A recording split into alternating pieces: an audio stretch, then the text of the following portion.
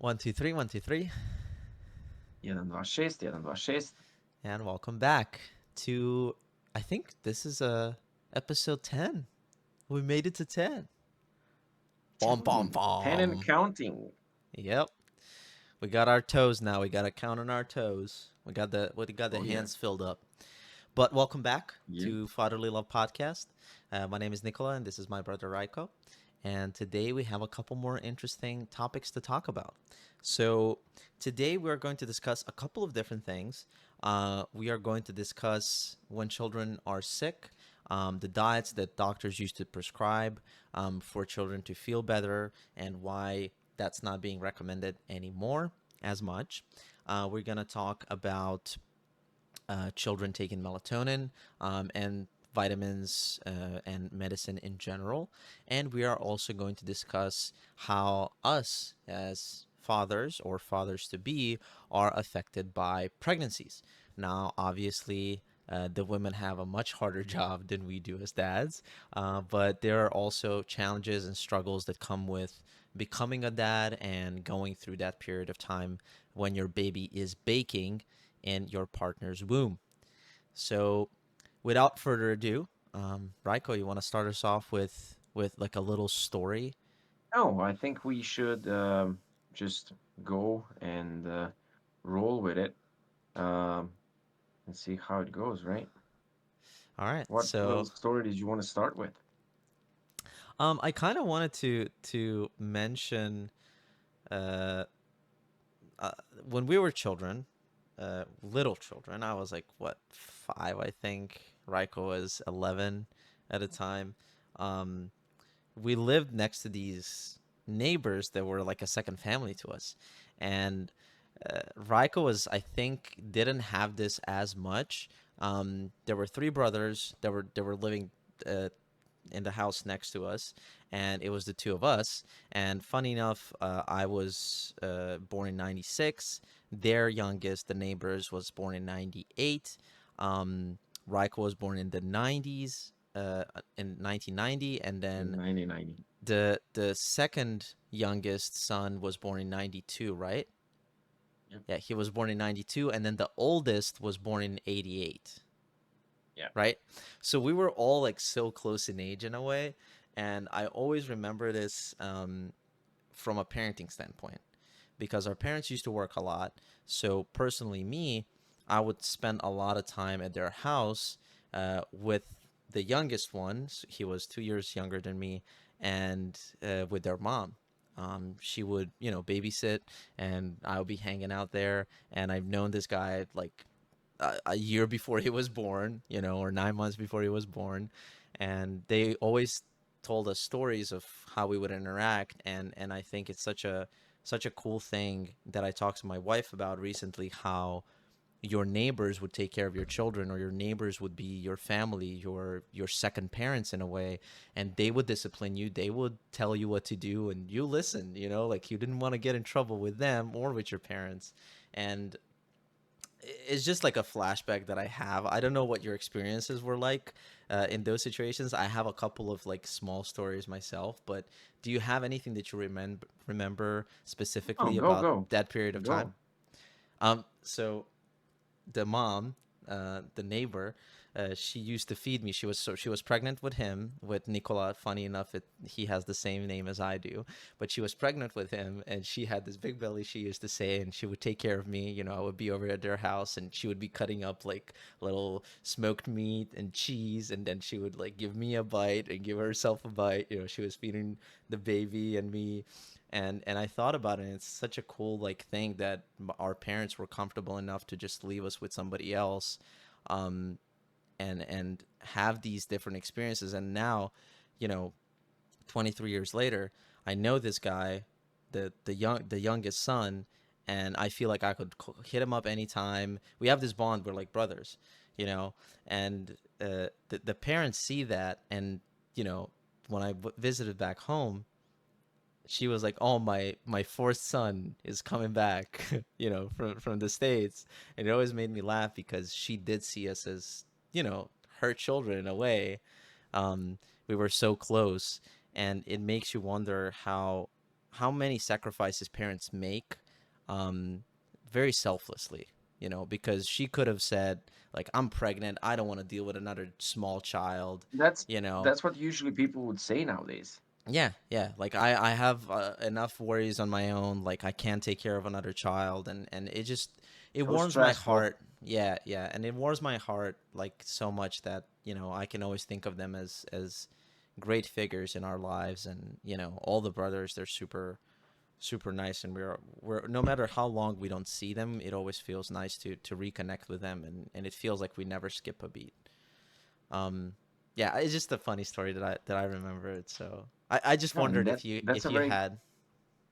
that's a very good point. I mean, I I don't remember like we were hanging out. It was pretty like we were house next to house. Our gates are just like in a corner like this. So we were just like touching with the gates, and we had like a fence between our backyards and everything.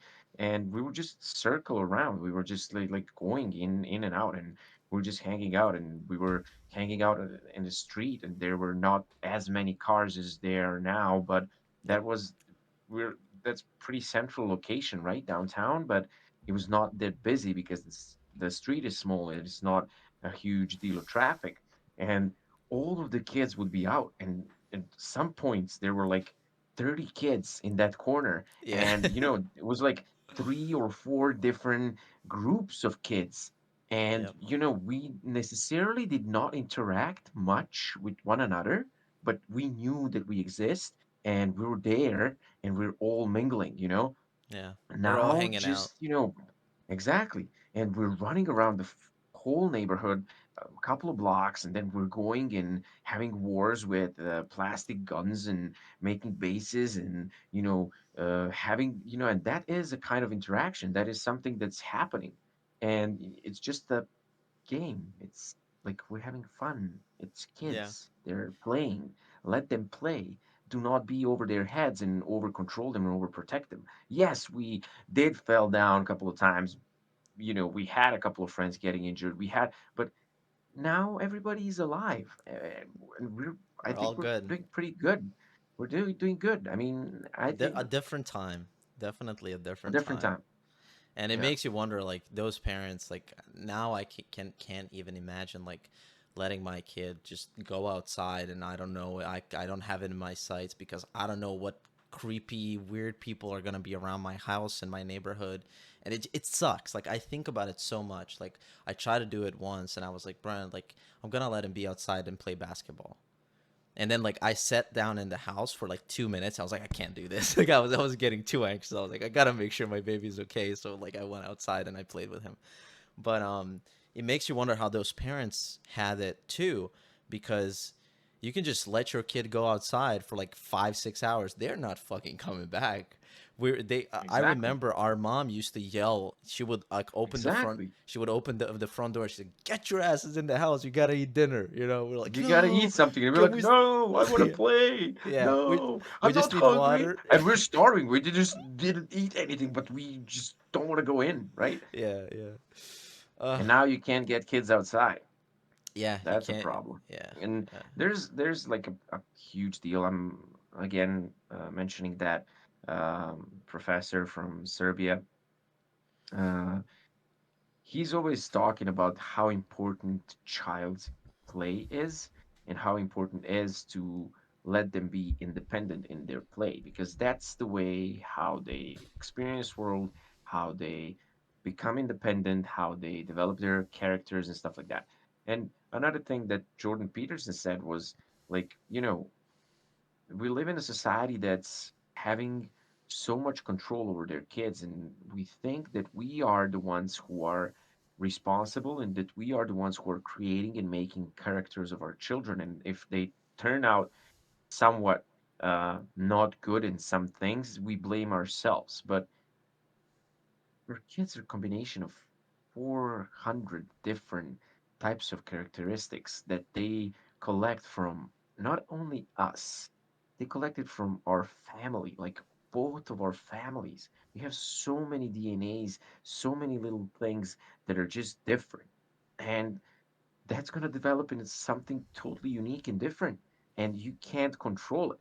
You can nourish it, you can be there, you can help that kid grow, but you can't change him, you can't create him as the way you want. He's an And individual, or she. You know, exactly, their children are. It's so hard as a parent to accept that too, because you want your kids to be, you want your kids to like take your positive traits and then some, right? You want your kids to be yeah, better than you and do better than of you, but course, you want them to of be course, like, you always see some positive qualities about yourself and you want them to take exactly those qualities and then build upon them. And it's just so hard to come to terms that sometimes things like that are just not in our control, you know. And what Raiko said about, you know, you gotta let him play.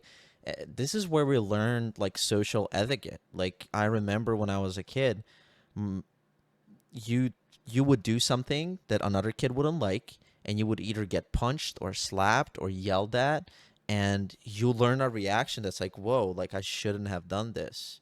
Because, you know, when we're kids, like, we're very bluntly honest. We don't do yeah, this thing as adults yeah, where we're like fake polite, or we're uh not just fake polite, but I mean like anything. As an adult, you learn to approach social situations in a different way, yeah, right? But when you're a more kid, cautiously, right? if you don't like something, you're like, hey, back off, like I don't want that, or I'm gonna punch you as a reaction, right, or something. So it's such an interesting like power dynamic between kids and watching them play. It's so hard to let them do their own thing too. It like, ugh, Yeah, taking but Constantine like when he was 6 to like these social interactions, and like you want to gouge your eyes out when you see some of these interactions. You're like, why are you guys doing this? Why are you being barbarians? But they're learning how to like communicate. They're learning exactly, how to, and you know, that's how they should be. That's how they should be. They 100%. should, yeah, they should be honest and open and blunt and savage or barbarian because they're kids, and society is gonna teach them how they should behave, and they will get that, but they're kids, right? Let them be Yeah, kids. Do not exactly. over pressure them with, yeah, you gotta do this, school, blah, blah, blah. Last night, one very good point, and that is a totally different topic that we're gonna be talking about, is homework. Why are you giving homework to kids? And when you copy paste that into an adulthood, home equals work, right? Like school equals work, right? Mm-hmm. The Yeah. time you spend in school actually is the time that you're going to be spending at work. And then they add your homework, Yeah. which is expected from you. So you learn from 5 or 6 years of age to have extra work and to be okay with it. And no one Yeah. is going to pay you for that. That's not okay, Yeah. Yeah. right? It's So funny. I never thought about it that way, but it makes a lot of never sense. thought about it that way, but Robert told me that last night, and I'm like, whoa, wait. That's not good. Yeah. But yeah, that like It's there's conditioning. yeah, there's so many things that are, either good or bad. And you said you mentioned punching. There's a huge deal about how you're not supposed to discipline your kids or hit them or whatever. I I somehow disagree on it. I think that, sometimes kids just have to feel that uh, hit on their butts, and just to feel a little bit of discipline, because that's the process of learning as well. I'm not saying that you should be like beating the hell out of your kid. Of course, not. That's not good. But if he's not listening when you try to communicate with him many times and he still does it, he is just pushing boundaries because that's what they do. They're just Yeah. Yeah. like They see they're how just far they can go. exploring. They're exploring how far they can go, and they will go until you let them do that. Yeah. And it also depends on kids, right? Some kids you just tell them don't do it, they stop. And Yeah. some kids, oh my God, you can beat the hell out of them and they will still do it. Like Yeah. it's I and think then it's totally wrong approach. Then you don't like it's very, very it's complicated individual. with them. Yeah. Yeah. Yeah, Gentle parenting is something that we try to approach, and it's very difficult at times. Extremely difficult. I don't like It's that. I think there's so many situations that could have gone that could have been resolved in like 2 minutes instead of like this back and forth. And learning from your child, I think that's the most important thing. Is so Yeah, crucial. we learn from them a lot, and we you learn your whole life, right? Yeah, yeah. But moving on from that, difficult kids, there's a thing called a BRAT diet. And this is interesting because we were reading through an article and it says why BRAT diets are not a thing anymore. So, for people that don't know, this is a Western acronym for bananas, rice, applesauce, and toast. And this is something that pediatricians would just prescribe for kids that have digestive issues, that are sick, that they have the flu, whatever it is. So if they have an upset stomach, they would recommend the BRAT diet for 24 to 48 hours. And now they're coming to terms and they're saying like this is not recommended anymore as much because they're realizing that it's not a good approach. Um, what it was supposed to do, it was supposed to like nurture the or not nurture, let the digestive system of a child recover with very simple, easy to digest foods until the baby or the kid feels better, right?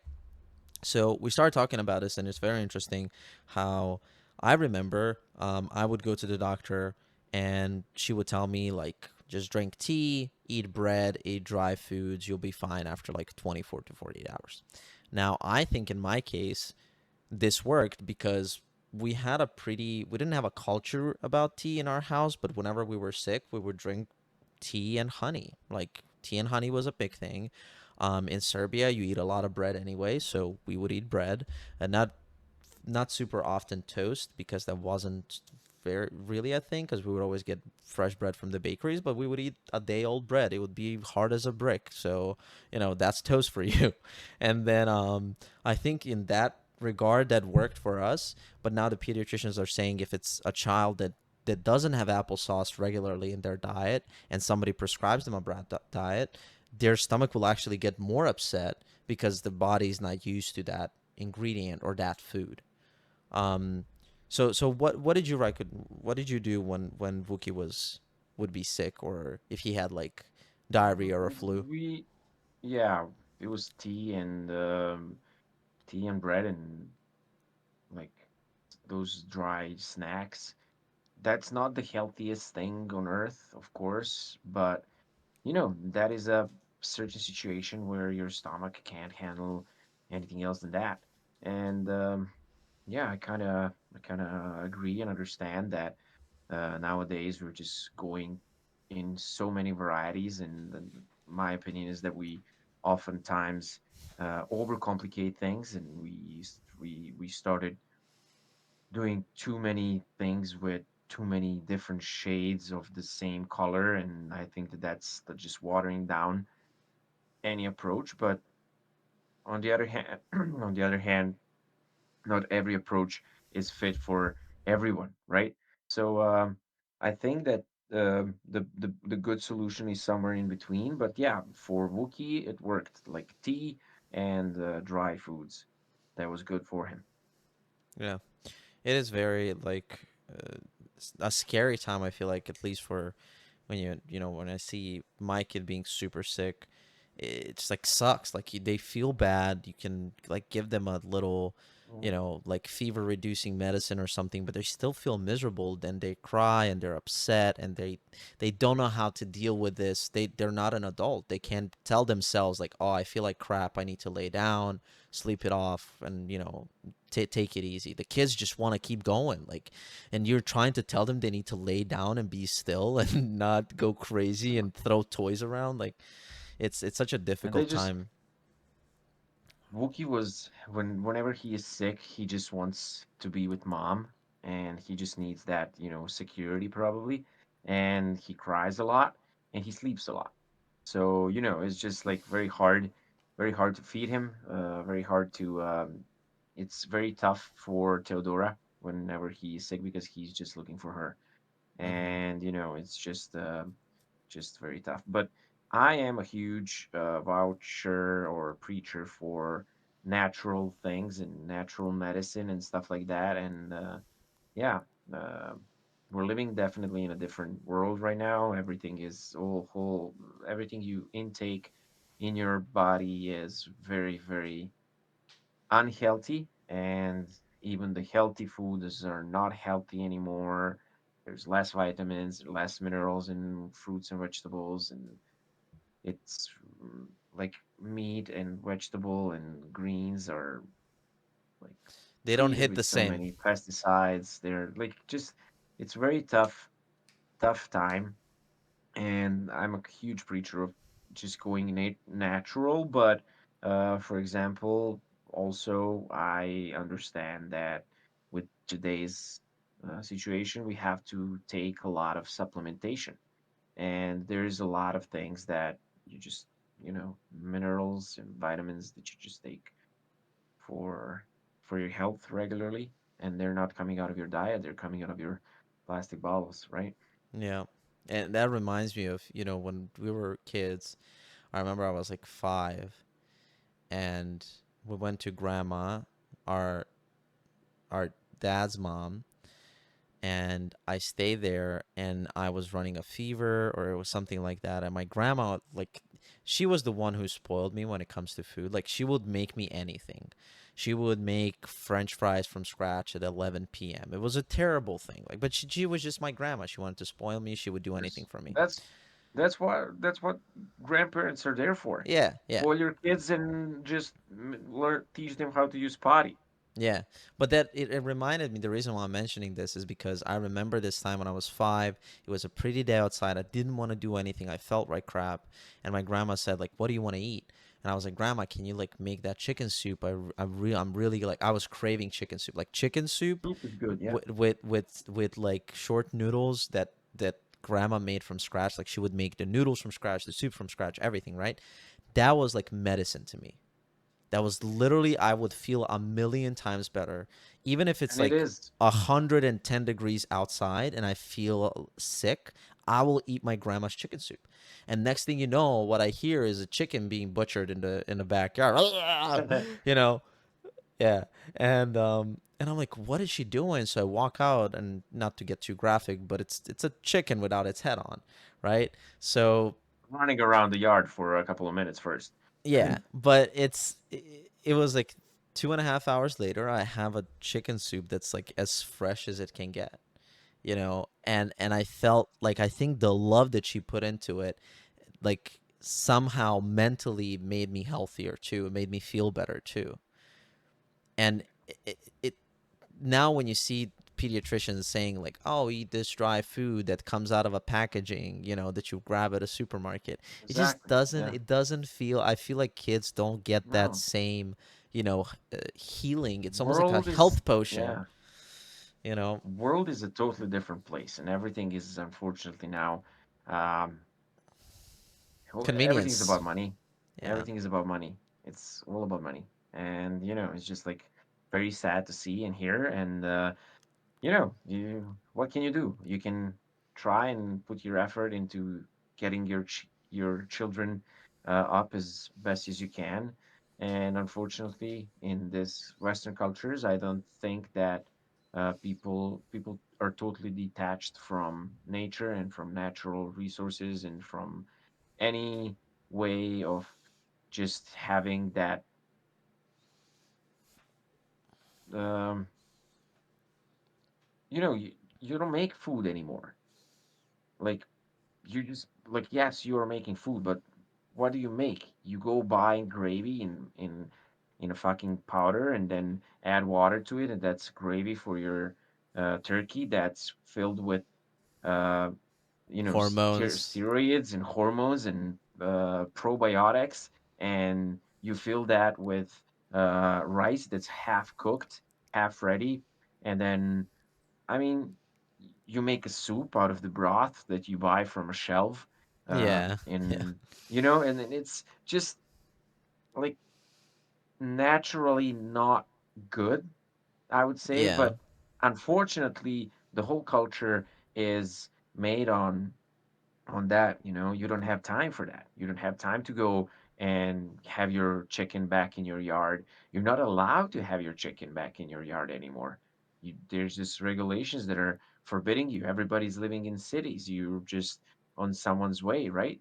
Someone Yeah. does not Yeah. like to hear chicken and they will complain.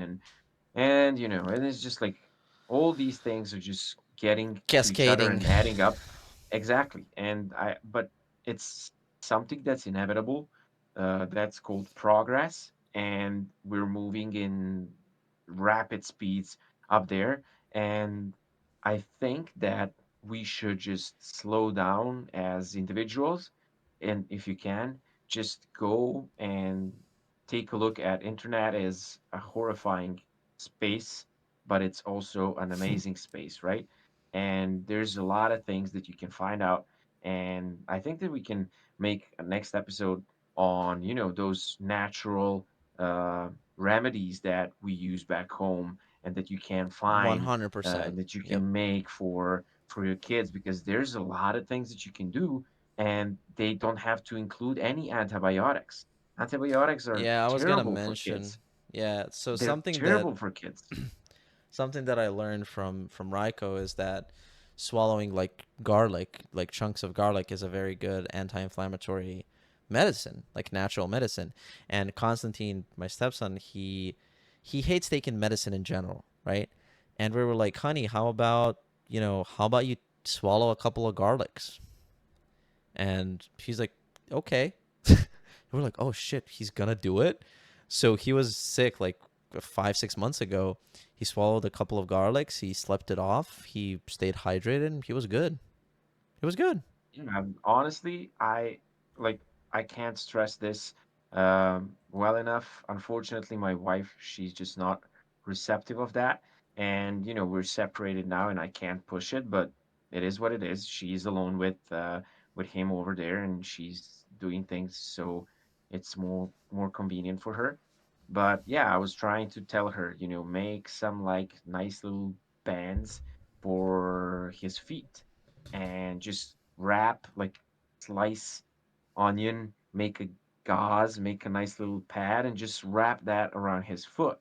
And it's just as he's gonna be walking, he's gonna, you know, press on these juices that are just gonna be through his Absorbing through pores his and skin. everything's skin. They're gonna be absorbed and they will start circulating around body. And why am I saying that is that because I was not not to jinx it, but I was not sick for a long time. And I'm living pretty hectic and high intensity life. I work a lot. I clocked in around 70 hours for past 2 months every week. So it's on average 70 hours of work a week. Not such a good sleeper. I play football, I work out here and there, and that's like, putting your body through a lot of stress. And I'm not saying that it's a good thing. I'm not like I have to change my habits like sooner rather than later. But now we're talking about what helped me go through it without getting sick. And a couple of times I was like, when your uh, throat gets swollen a little bit, and then you feel like that pressure in your eyes a It's like little a bit, and then your like a nose, frontal migraine. and it's just you feel that you are going to be sick tomorrow. Yeah. And every time I felt that way, I drink a couple of cloves of garlic before I go to bed. I lay down, wrap myself good, sweat a little bit. I get up tomorrow. The worst thing was that that state was 2 days. That lasted 2 days. That was the worst that happened in recent, like in the past year. And I was just taking garlic that whole day, couple of cloves, and They're good. tomorrow I was good. And that Yeah. happened since I came here, so it's for 2 months. I had that every third week that I feel like it. No, Yeah. I'm here 3 months. I would say then every month that I felt that way, and every time drink garlic, and it was better. So Maybe it's a placebo, but maybe it's actually doing something. I would Maybe. say that it I is don't doing know. something.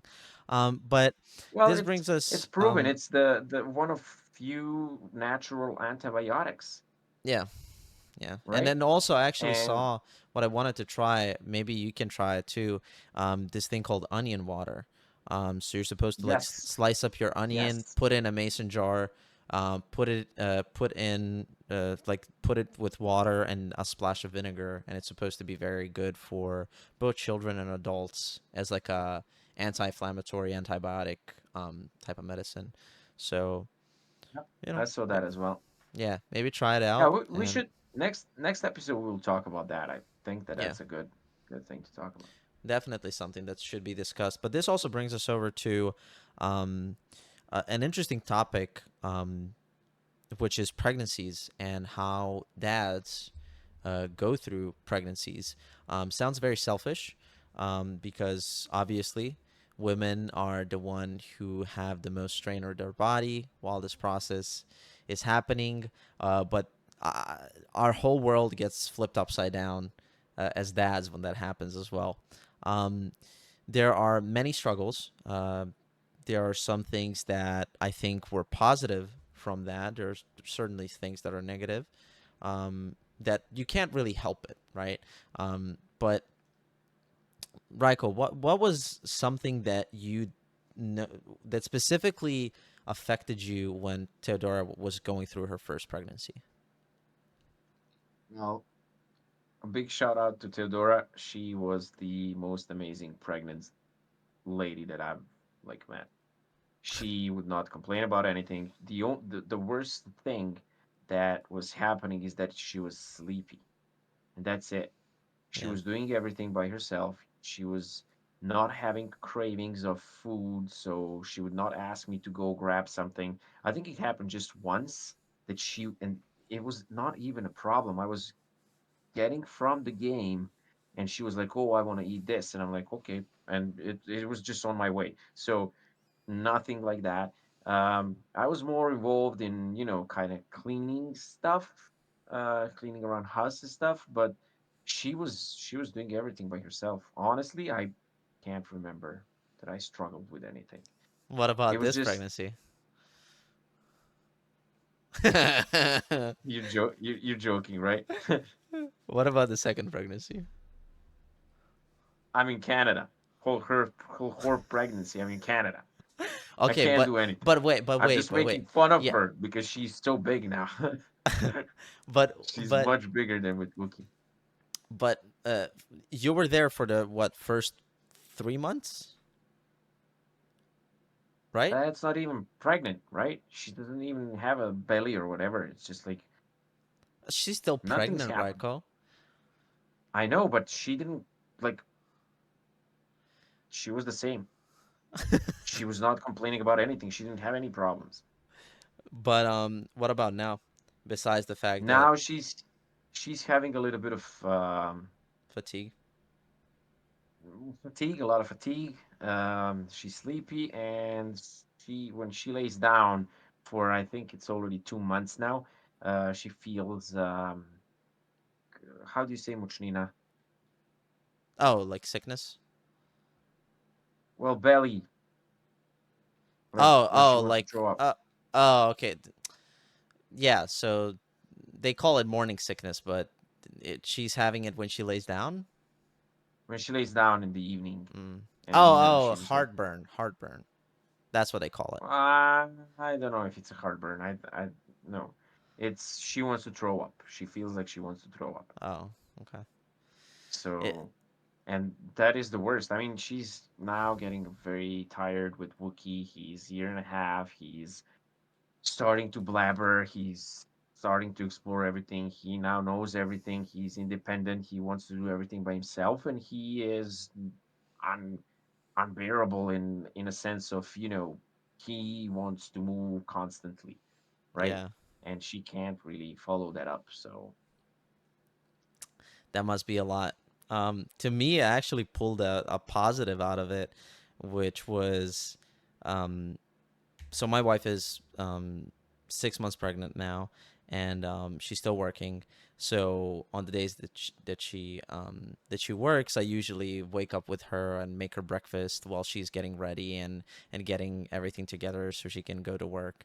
And I think it was such a good bonding experience for us, where she'll wake up grumpy, like, no woman wants to be pregnant and to have to work the whole day, but she would sometimes wake up grumpy, and we would get up, and she would do her own thing, get ready. I would make her some food, and then I would have her snacks and everything ready, and you can see the smile coming up on her face, and be like, hey, like, that was, thank you for breakfast. And it was just a great bonding experience. But definitely there's things that you have to be aware of uh, when your wife is pregnant. That, as you all probably know by now, my stepson, I wasn't there for her first pregnancy. So she also said, like, her first pregnancy, not no really no major, like, issues. Nothing was really super difficult for her or anything. But now, definitely, like, fatigue is a big thing, and also swelling of her feet. I've been a masseuse for the last 3 months. Uh, Pretty much as any chance I can get to kind of like get her circulation going. She's been very excited about that. Like, thank you for rubbing my feet. And it just it's a different dynamic, and I'm yet to experience the little baby, so that's gonna be a different kind of tired, I'm sure. But it's such a interesting. You'll learn to understand your partner in a different way. Uh, I definitely learned certain things about my wife now that she's pregnant, and the way that we communicate. Like, we learn how to communicate better because there's, you know, these obstacles we gotta go through with the pregnancy. Was there anything that you found that was better for you while she's pregnant now? Well, not necessarily. I think we're just having that. mm, I'm not a good example because we're separated. We're just not Yeah, with each other, and every time we talk, we just like to talk, and we're yeah, just, kind of um, very nostalgic for one another. We miss one another, and we are just, um, talking about mostly about Wookiee and things that are going on, and it's just for us. I mean, she is amazing. That's what it is. She is handling it very, very good. good. It's gonna be exciting to go back for the birth of your second child. Oh yeah, oh yeah. But yeah, for me, very important thing is that we have to understand as men that they're going through a lot when they're pregnant, right? I mean, they're giving life, and Yep. I mean, how I don't know, is there any like explaining needed more than that? Their bodies physically change, their minds mentally change, so they're like changed. Their hormones are crazy, Ramping up and and down, yeah, and for it's sure. a lot of things that are going on, and we just can't, like, for us, we we just need some time to contemplate on what's going on, because Yeah. obviously, okay, my wife is getting grumpier, and she is just Getting weird, hungrier. and hungrier, and everybody is like, we have that saying, I don't know how is that a thing in US, but we call it a second condition, literal translation, right?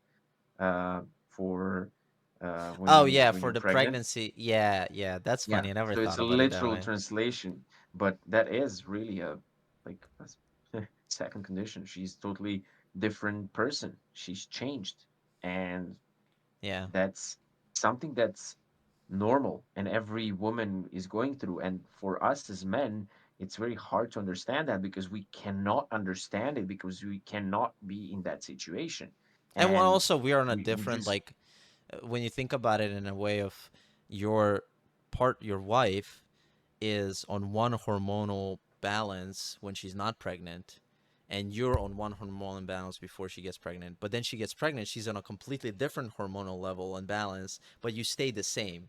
So that's another thing that, like, you go from 0 to 100 really quick, because there's a lot of misunderstandings that we kind of, as husbands that are not pregnant, have to step Yeah. back and be like, oh shit, wait, am I messing up, or like, am I approaching And the situation wrong?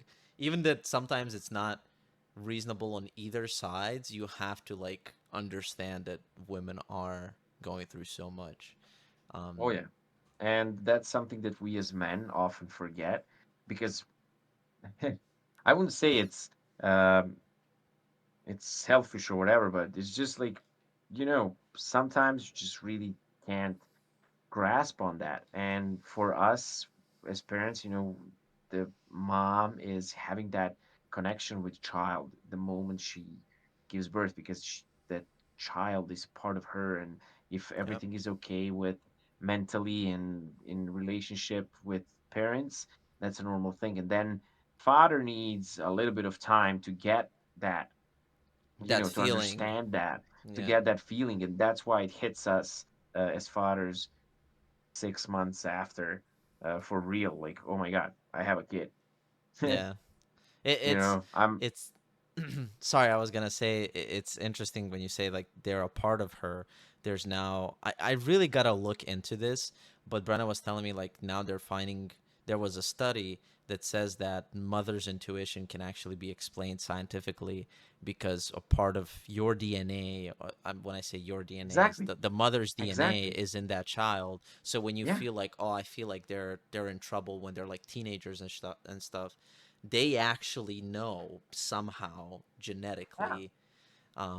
It's pretty incredible. they're It's pretty connected. incredible. It is. And it's So really, really nice to see.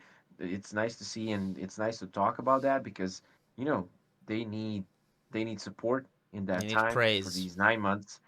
They just need support, and we as men, we just have to be very understanding about their condition and that they're having a baby in them, and They have a they're battle in their like, body. Um, yeah, it's crazy. It's wild to think about. Um, but yeah, it's, shout out to all the moms out there, especially the ones that are pregnant right now. And moms rock. yeah, and Raiko, funny enough, like Raiko and I, we were walking with Wookie one day, and we were walking with Wookie around the neighborhood where Raiko and Teodoro lived, and we saw this little train of strollers go by and only one mom, and we're like, wait, what is that? She gave birth to triplets, and she had a little train, of little strollers connected. It was a big, long stroller, and we said something like, hats off or something like that, because she made a Mm, comment about Vuki, and we said something in the lines of like, we can't even imagine how you handle, mm, mm.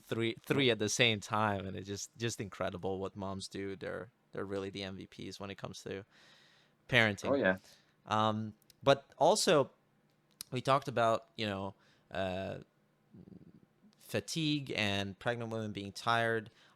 What happens with children when they're going through their growth spurts? Like, for me personally, like ages 5, 6, 7 have been very challenging with bedtime. You hit a point where they don't take naps anymore. They feel like it's cool to stay up late. And we were reading about children taking melatonin. Um, is something that's been apparently lately a much bigger issue, because they had overdoses of children overdosing on melatonin, unfortunately, because apparently of the way that it's being marketed. They're usually in gummy form, they have cherry flavor. So to children, it's almost like eating candy, but it makes them sleepy. So th- we talked about this because it's such a issue for recently for parents to stay just connected, and have uh, like natural or healthier ways to get their child to go to sleep. Um, did you have any trouble yet with Wookie before you left with his schedule Well, at he's all? he's a pretty good sleeper. He's a pretty good sleeper. We didn't have problems with him. I think we were really like, not to jinx it, we were really lucky with him. Now we both have a feeling that our daughter is gonna just, charge us for all of that nice time that we had. But we'll see how it goes. Yeah, he was pretty good. He's the only problem with him is that he's waking throughout the night, either for water or for his how do you Plushie, call, Binky, no, for his Binky, Duda, yeah, Chutzla, Binky, Binky. yeah, Okay, for his Binky. And yeah, that's the only issue with him. And pretty much, if he is tired, he gets Cranky, grumpy and he wants to sleep, and that's how you know it. yeah. Um, And so, sorry, go ahead. how's it going with Teeny? Uh, Recently it's been kind of difficult. As I said, like, the whole aspect of like now he's in summer break. He like feels it's cool. He wants to get away with staying up as long as he can. And I think this is normal for children his age. He's just Um, exploring the boundaries. yeah, yeah. But also, I think we have a very healthy, especially my wife. She has a very good routine with him. I'm very much a believer of, uh, if we're going to sleep, we're going to sleep, right? Like no TV, no lights, just lay down, relax, get your body in a state where it knows it's time to go to sleep, right? I've been always a believer of that. Um, but my wife sometimes lets him watch a little bit of, she leaves like something comforting on the TV to help him go to sleep on his own. And I feel like that's okay in certain situations, not always. And then she also does have a better approach in terms of no TV, where sometimes she will read a book with him, um, in a way where he will listen, and through that it will be like a soothing activity for him to go to sleep. Now, if it's getting very late, like tonight, it was almost like 10 p.m. Uh, I just laid with him and I was like, "Hey, it's time to go to sleep." No, we're not watching a show. We're not doing this or that, because that's gonna like trigger his brain to like kind of stay up even longer. So I was like, "Hey, we're going to sleep. I'm gonna lay with you for a little bit. You're good. Good night." You know, and it's hard. It's hard because you see them like it breaks their heart. They're like, "But I want to stay up. I want to watch Yeah, TV." Like they yeah, they yeah. they want to feel like like adult kids and big kids, but it's not healthy for a child to have such a weird sleeping schedule. And the whole thing with melatonin, they're saying, is that is being marketed in a bad way. So it's being marketed with, it sits next to multivitamins. It's being marketed as this colorful thing that helps your child go to sleep. When in reality, melatonin in general is supposed to be taken as a regulatory thing, that if you get into a pattern of staying up late, right, your body, your internal clock moves to, let's say, 3 a.m. You should take melatonin one night at like 10 p.m.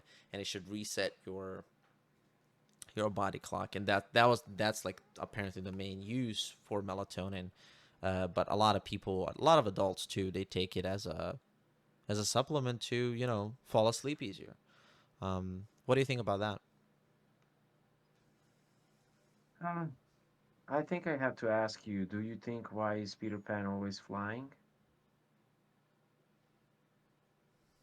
He never lands.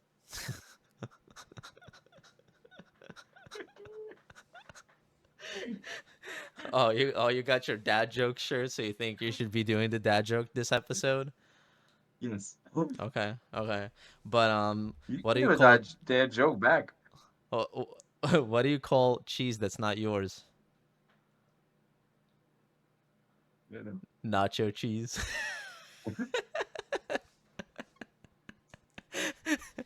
That's a good one. Nacho cheese. uh, I thought you had actual For opinion on melatonin for a second. for melatonin, that just gets into that part of supplementation. Melatonin not being necessarily something that you would think of as a normal thing, kind of to supplement, right? But for me, that is just an consequence of previous actions. So you probably have problems with your sleep because of your irregular eating habits, watching TV shows, whatever.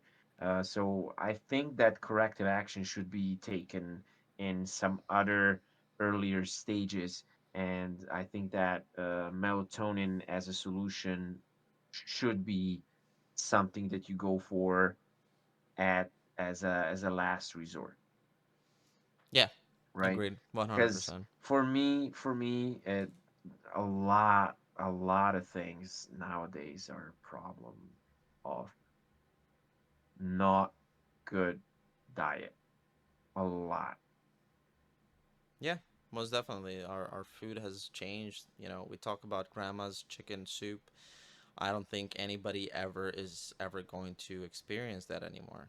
You know, maybe if you live in some Amish society where, they're not Yep. interacting with anybody, Yep. they grow their own food, and they have this very like old world way of living.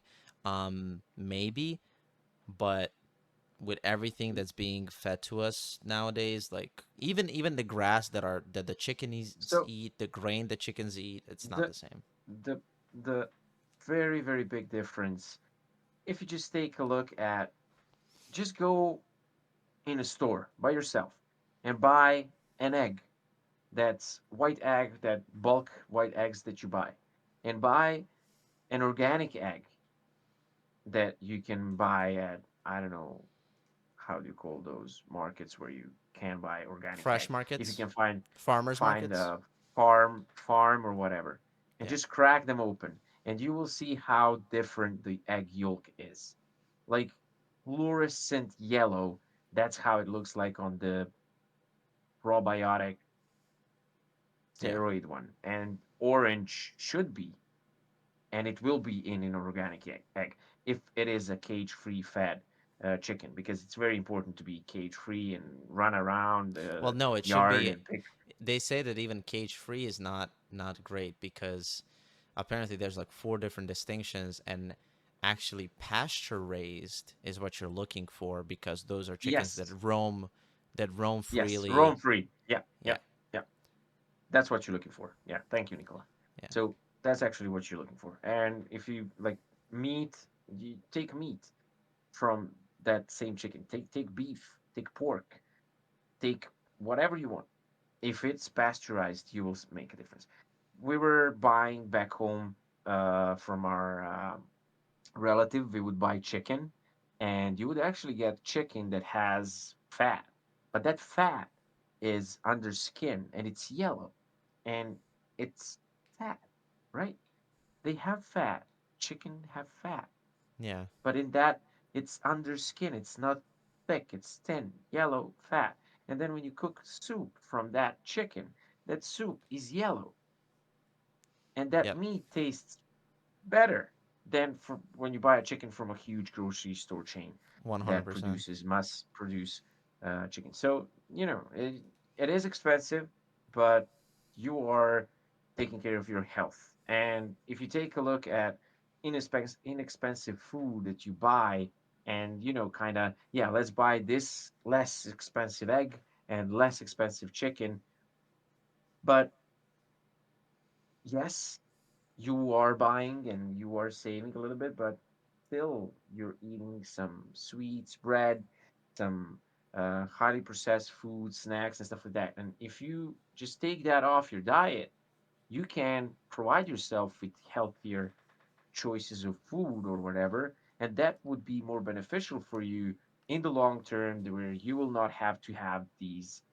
other things that you would buy. And it's just like that's a huge change. I'm working on it myself. I'm having huge sugar addiction I can't deal with. Uh, and yeah, I think I will be working on that in next period of time. But definitely, uh, diet is a huge thing that we can make a special episode about. Yes, 100%. And I've been hearing about him stopping to eat sugar for 18 years now. Um, It's not 18 um, years. Don't exaggerate. I already feel bad. Don't make me feel even better. I was thinking maybe if I like make it sound even worse, that you will stop. But it's an issue. It's definitely an issue. It's an addiction. It's an Yeah, addiction. It's an addiction. It's like I'm a sugar junkie, yeah, and that's it. And it's horrible. yeah. I go in a store and I just have to buy a fucking candy or like crazy. I have to. And it's just like my brain, and I'm reading a lot about the habits and stuff like that.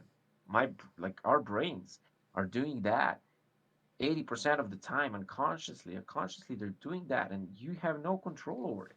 Yeah, it's No matter neural it, networks. it's not about your discipline and your willpower. Willpower is like a muscle, it wears out. It's about Mm-hmm. planning your day and not exposing yourself to challenges. That's how you go through it. And unfortunately, I'm not really trying to not expose myself to challenges with going into restaurants and stores and just working in hospitality where everywhere you see candy and food and cakes and stuff and oh a yeah. very a So very difficult time for this parent. And very and difficult it time. it also, all of these things reflect back on your children. um and we always wonder, why do kids love sugar so much? It tastes amazing. It's amazing. It's Tastes amazing and it's addictive. Yeah, it's It's sugar. It's sugar is like drug. yeah. They were doing they were doing some research. It's even higher it has higher addiction than cocaine. They were doing Jeez. like on rats. They were doing and they were go crazy for sugar. Yeah. That's why it's always And funny to me when I see the videos of like little children trying sugar for the first time. They have this like yeah, and for the listeners, they can't see the video feed. I just made some really stupid faces of imitating children. But yeah, it's melatonin and supplements and multivitamins and all these different things.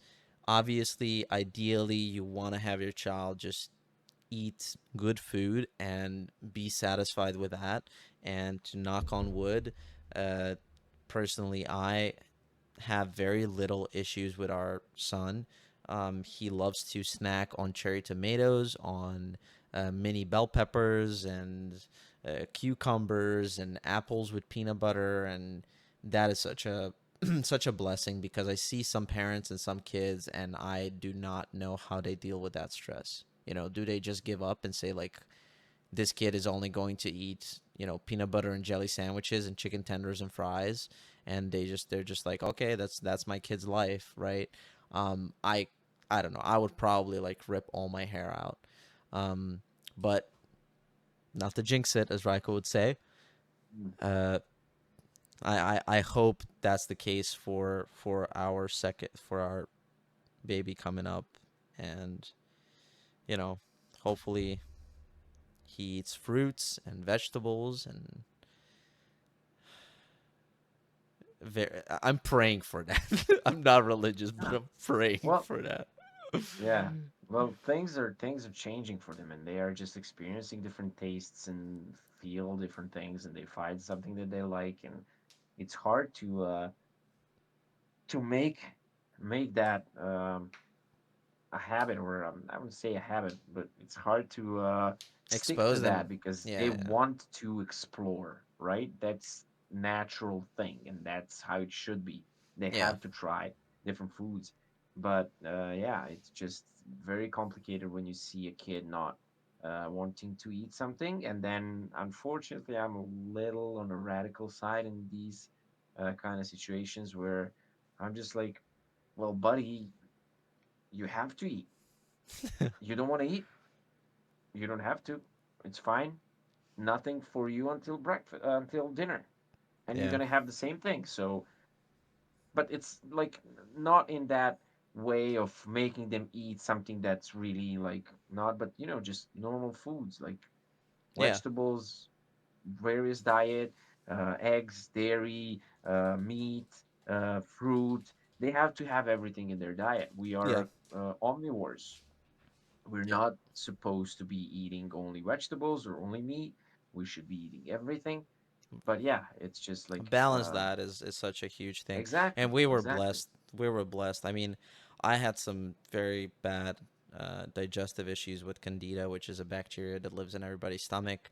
But I went down a dark path with junk food and snacks and stuff. But you know, we had a pretty good diet considering everything. We had seasonal fruit and pickled vegetables during wintertime, and it was just such a good experience. And luckily, as I said, my son personally has been great with food for the most part. He'll eat salmon and tuna raw, like he'll eat sushi, and it's just I look at this kid, I'm like, who are you? Like, why are you so you're such a little connoisseur of fine foods.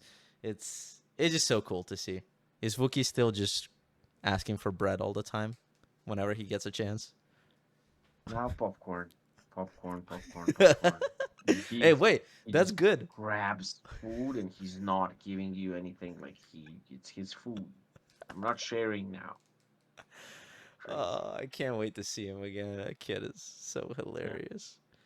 he's hilarious. He's now even funnier when while he's growing up and now he's starting to blabber and everything. And it's I hilarious. I'm can't so sad wait that to I'm see missing him all that. again. Oh my god, now I miss him. Yeah. But yeah, that's I think with that we're gonna wrap up today's episode.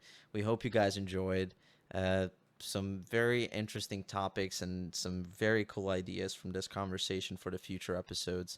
Uh, we feel like we have a very unique perspective when it comes to natural remedies and diets and foods that we're going to discuss in future episodes because we grew up um, uh, in Eastern Europe. We grew up in an area that didn't necessarily have everything and anything available. So our parents had to, figure things out. You had to, you know, uh, eat stuff that's in season. I think it was a big deal for us. Like I, Oh yeah. I always Oh remember yeah. every year our mom would say like, you guys better eat that salad up because this is the last one of the season. She will literally tell us. She's She like, would this say is the that. yeah, Yeah. she's like, Yeah. I'm not buying any more salad from the stores. It's gonna be too expensive. It's not gonna be in season. So you boys better battle it out today for salad. And we would go for it. Um, Yeah. And that's Great how times. how I feel that it should be with foods. You should eat what is in season there 100%. that moment. I haven't had a good All right. tomato since I left my home country. Um, Very very sad. We our grandma has a huge garden, and that's one thing that is baked into my memory is like eating a tomato like an apple, and it tasted. I don't know. I don't even know. I don't have words to describe that tomato. I could marry that tomato.